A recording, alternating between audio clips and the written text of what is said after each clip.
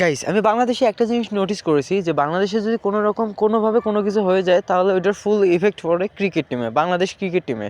কিছুদিন আগে দীপুচন্দ্র যাকে নিয়ে আমার একটা ভিডিও করা আছে অলরেডি, তোমরা চাইলে চেক ইট, ওটা করতে পারো, ভিডিওটা দেখতে পারো আসল রহস্য কী। এমন কথা হলো যে ওই দীপু দাসকে হত্যা করার পিছনে ইন্ডিয়ায় একটা প্রোটেস্ট হয়, আর ইন্ডিয়া থেকে বাংলাদেশ টিমের বেস্ট বোলার যে আছে মোস্তাফিজুর রহমান, তাকে আইপিএল থেকে বাদ দিয়ে দেওয়া হয়। ঠিক আছে, ইভেন কেন বাদ দিল এটা নিয়ে আজকের এই ভিডিওতে সংশোধন করব। আর হ্যাঁ, মুস্তাফিজুর কিন্তু এবার আইপিএলে সর্বোচ্চ দাম ওঠে মুস্তাফিজুর রহমানের। ঠিক আছে, ইভেন এত দাম ওঠার পরেও কেন তাকে আইপিএল থেকে বাদ দেওয়া হলো, এইটা নিয়ে আজকের ভিডিওটা বিশ্লেষণ করব যে তার দাম উঠেছিল কত এবং কেন বাদ দিল এবং কারণটা কী ছিল, কোন টিমে সে খেলেছে, এটা নিয়ে আলোচনা করা হবে। তো দেখতে থাকুন 2 সেকেন্ড ভিডিও চ্যানেল।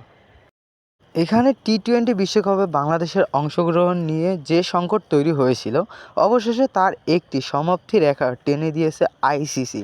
বাংলাদেশকে বিশ্বকাপ থেকে বাদ দিয়ে তারা সে জায়গায় অন্তর্ভুক্ত করে নিয়েছে স্কটল্যান্ডকে। আজ সন্ধ্যার পর আইসিসি থেকে আনুষ্ঠানিকভাবে সে ঘোষণাই দেওয়া হয়েছে।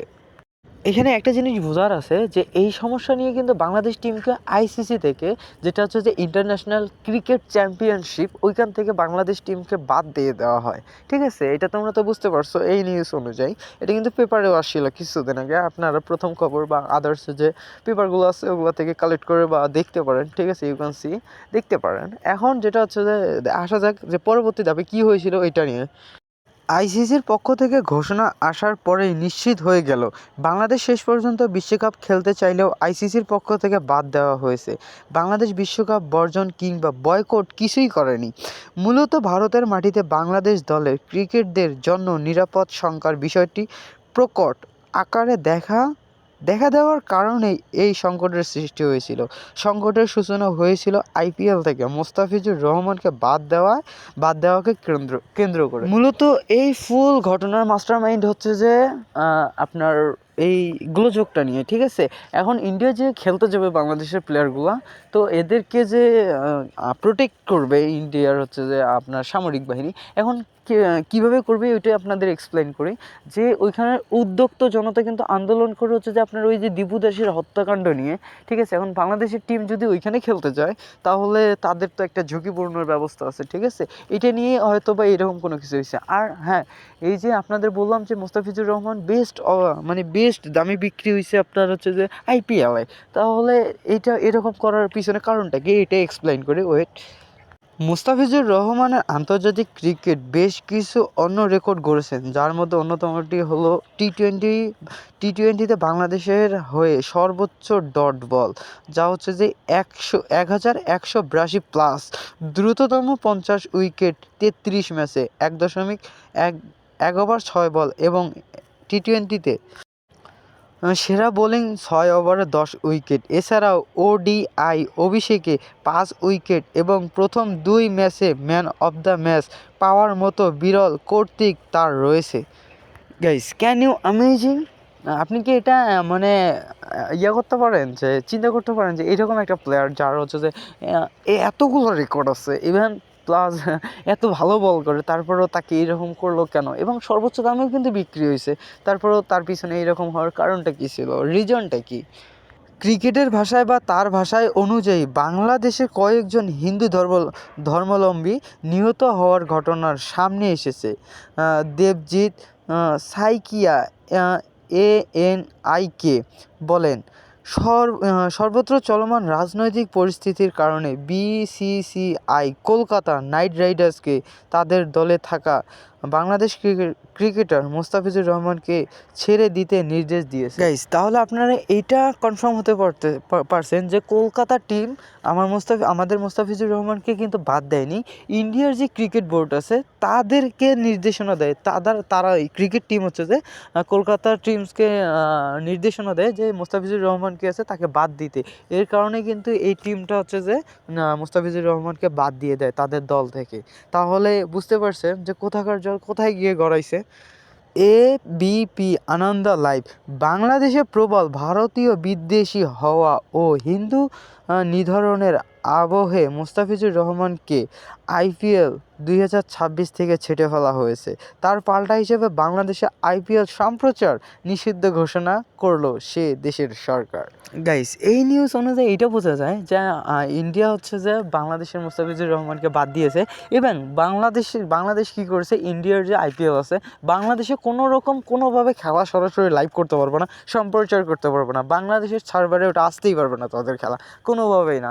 বাংলাদেশ কিন্তু ইটের জবাব পাথর দিয়ে দিছে, এরকম একটা কিছু বোঝায় যে আমরা ইট ছুঁড়েছে আমরা পাথর ছুঁড়ে দিলাম, এইরকম কোনো কিছু বোঝায়। তো এখন কথা হলো যেটা যে ঝামেলা তো হয়েই থাকবে, তাই বলে এটা ক্রিকেট টিমের উপর ইফেক্ট পড়বে কী জন্যে? বাংলাদেশ কিন্তু বিশ্বকাপকে অলরেডি বয়কট করে দিয়েছে, ঠিক আছে? যারা আপনারা দেখতে পাচ্ছেন যে অনেক নিউজ চ্যানেল এটা পাবলিশ করছে যে বাংলাদেশ টিম হচ্ছে যে ক্রিকেটকে বয়কট করে দিয়েছে, বিশ্বকাপকে বয়কট করে দিয়েছে। তো এটার পিছনে রিজনটা কী ছিল জানেন? যে ইন্ডিয়া হচ্ছে যে মুস্তাফিজুরকে দল থেকে বের করে দেয় এবং বাংলাদেশ হচ্ছে যে ক্রিকেট সম্প্রচার বন্ধ করে দেয়। ইভেন এটা নিয়ে হচ্ছে যে আইসিসি যেটা আছে এটা নিয়ে তো করে অনেক বিচার বিশ্লেষণ করে বাংলাদেশ টিমকে একটু হোল্ড করে দেয়, আচ্ছা যে ফিফার মতো আর কি, ফিফাতে যে কাহিনী হয়েছিল সেম ওই কাহিনীর মতো। গাইস, আমার ভয়েসটা হচ্ছে যে আটকায় যেতেছে, কারণটা হচ্ছে যে আমার পিছনে মেশিনের খট খট খট খট খট খট আওয়াজ শোনা যাচ্ছে, ঠিক আছে? আমার ভয়েসটা ক্লিয়ার আসছে কিনা ওইদিকে মন যাচ্ছে বারবার, আপনারা একটু দুই সেকেন্ড আওয়াজটা শুনেন। ওকে, অ্যানাফ। ভয়েসটা শুনছেন, ঠিক আছে? এখন এই কারণে হচ্ছে যে আমি এডিট করতে পারতেছি না, ভয়েস দিতে পারতেছি না, ভয়েস আটকায় আসতেছে, ফোনও গ্লিচ মারতেছে। আর আমি যেটা ফোন দিয়ে এডিট করি ওটা হচ্ছে হাই কোয়ালিটির ফোন না, যে হাই কোয়ালিটির ডিভাইস যে আমার ভয়েসটা রেকর্ড করবে সেরকম করে। তো এখন মেন কথা যেটা আসা যাক, যে ইন্ডিয়া যেটা করছে এটা কিন্তু একদম মেনে নেওয়ার মতো কাজ না, কারণ একটা প্লেয়ারকে ডেকে নিয়ে গিয়ে অপমান, খাড়ার উপরে যে অপমানটা করছে এটা একদম মেনে নেওয়ার মতো না, কারণ এও হচ্ছে যে সুনামধন্য একটা ব্যক্তি, আর হচ্ছে যে বাংলাদেশের মধ্যে one of the best player হচ্ছে যে বলার, ঠিক আছে? তারে এইভাবে ডেকে নিয়ে গেল, টিমেও খেলো, 2-1 ম্যাচ খেলার পরে তারে বের করে দিল টিম থেকে, এটা কি আপনি মেনে নেবেন? আমি মেনে নেব? কখনোই না। এখন রেসপেক্ট বলতে একটা জিনিস আছে, তার রেটিং আছে, সব কিছুই আছে, এগুলোর মধ্যেও কি আঘাত হানবে না? অবভিয়াসলি আঘাত হানবে। এখন বাইরের টিমগুলো যে আছে, আদার্স টিমগুলো, এগুলো কী করতে চাইতেছে? এখন দেখেন, ইন্ডিয়া কিন্তু পাকিস্তানে খেলতে আসে না, বাট পাকিস্তান ইন্ডিয়ায় খেলতে যায়। তাহলে একটা জিনিস চিন্তা করে দেখেন, বাংলাদেশের কি এমন গ্যারান্টি আছে যে বাংলাদেশের প্লেয়ার ওইখানে খেলতে যাবে না? এই জন্যই হচ্ছে যে বাংলাদেশ টিম বিশ্বকাপ বয়কট করে। এখন বিশ্বকাপ বয়কট করার পরে তারপরে হচ্ছে যে আইসিসি থেকে নির্দেশনা দেওয়া হয় যে বাংলাদেশকে হোল্ড করে রাখা হয়েছে, হোল্ড করে রাখার পরে আরেকটা টিমকে ওইখানে বাংলাদেশের কাছে যুক্ত করা হয়েছে, যার নাম হচ্ছে স্কটল্যান্ড কিন্তু এর আগে খেলে নাই, ওটা নতুন একটা টিম। বাংলাদেশের পরবর্তীতে তাকে নিযুক্ত করা হয় ক্রিকেট বিশ্বকাপে। এখন দেখা যাক কী করা হয় বা কী করবে। আর আমাদের যে মুস্তাফিজুর আছে অনেক স্ট্রাগল করে বড় হয়েছে, আপনারা ওর পাস্ট লাইফ দেখতে পারতেছেন, প্রেজেন্ট লাইফও দেখতে পারতেছেন, সে খেলায় কত রকম ভূমিকা রাখে। ইভেন গত বিপিএলেও কিন্তু আপনার হচ্ছে যে কী এক কারণে আমাদের বিসিবির যে ছিল, কি যে প্রাপ্য নাম মনে নাই, সে হচ্ছে যে মুস্তাফিজুরকে নিয়ে আসে, প্লাস হচ্ছে যে ওদের MS ধোনি যে আছেন সুনামধন্য ব্যক্তি, সে তার হচ্ছে যে হেলিকপ্টারে না কিসে জন্য করে এসে 2 দিনের সফরে এসে মুস্তাফিজুরকে আবার ব্যাক নিয়ে যায়।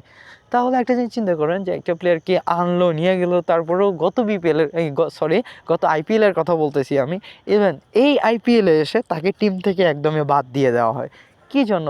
যেহেতু আপনারা বাদই দিবেন, তাহলে এইরকম করে টিমে নিলেন কেন? একটা কথা, ঠিক আছে? আর অনাকাঙ্ক্ষিত ঘটনা যেটা সচরাচর এরকম হয়ে থাকে, ইন্ডিয়া যখন মসজিদ ভাঙছিল বাংলাদেশ কিন্তু অতটাও করে নাই, কিন্তু এখন যেটা বাংলাদেশে হয়ে গেছে আনফর্চুনেটলি, তার মধ্যে এটা ক্রিকেটে ইফেক্ট পড়বে কী জন্য? কথাটা কিন্তু এইখানে, আপনারা যেটা চিন্তা করতেছেন আমরা ওইটা চিন্তা করতেছি। এখন আমার মতো হাজারো ইউটিউবার আছে যে এটা নিয়ে বিশ্লেষণ করতে পারতেছে।